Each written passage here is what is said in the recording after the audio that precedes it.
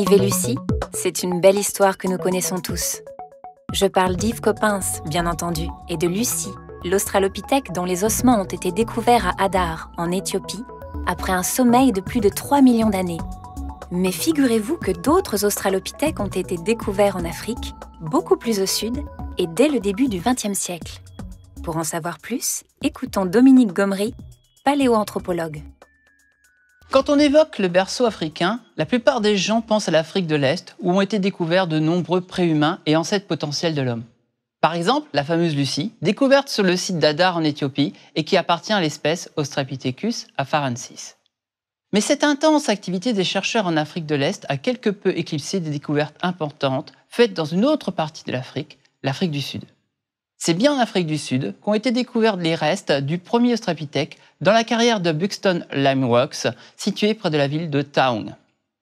En 1925, Raymond Dart, qui est professeur d'anatomie à Johannesburg, publie ses observations à propos du crâne. Il l'attribue à Australopithecus africanus, ce qui signifie le singe du sud de l'Afrique. Et comme il s'agit d'un jeune individu, il sera appelé l'enfant de Taung. Un moulage de son crâne est présenté au Musée de l'Homme. D'autres restes d'hominidés anciens ont été découverts dans d'autres sites en Afrique du Sud, par exemple à Makapansrat Lime Rocks, dans le nord-est, mais surtout dans le Cradle of Humankind, classé patrimoine de l'humanité par l'UNESCO en raison de sa concentration de sites exceptionnels, plus de 18. Le premier hominidé est découvert à Sterfontein en 1936. Le célèbre paléontologue sud-africain Robert Broom le classera finalement dans la même espèce que l'enfant de Taung, Australopithecus africanus. Les collections sud-africaines d'hominidés anciens sont particulièrement riches. Celles n'appartenant pas au genre Homo, notre genre, sont même plus importantes, en nombre de restes, que celles du Kenya et d'Éthiopie. Nous allons voir que ces hominidés sud-africains se répartissent en deux genres, Australopithecus et Paranthropus. Il y a potentiellement 3 espèces d'Australopithecus en Afrique du Sud. La première est celle de l'enfant de Taung, Australopithecus africanus, qui est estimé à environ 2,15 millions d'années. Autre exemple, les deux découverts en 1947 par Broom, celui de la fameuse Mrs. Pless et le squelette partiel STS-14. En ce qui concerne la deuxième espèce d'Australopithecus, il y a débat.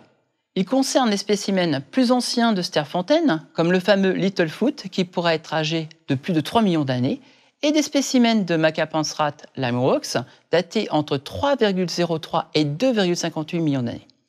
Ils pourraient tous appartenir à une autre espèce, Australopithecus prometheus. Enfin, plus récemment, une troisième espèce a été découverte à Malapa et date d'environ 1,95 million d'années. Il s'agit d'Australopithecus sediba, dont les individus seraient les derniers représentants du genre Australopithecus.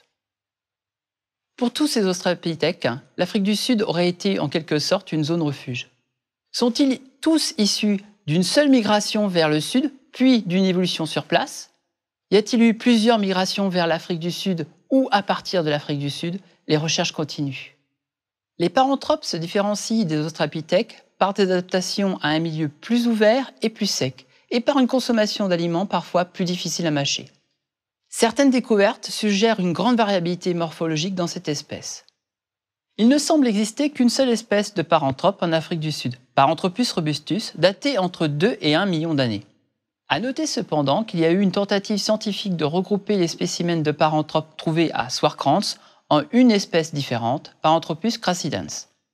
Quant au spécimen découvert à Kondrai par Broom et Terre Blanche, c'est celui qui présente le plus de similitudes avec l'espèce d'Afrique de l'Est, Paranthropus boisei, connue sous le nom de Zinjanthrope.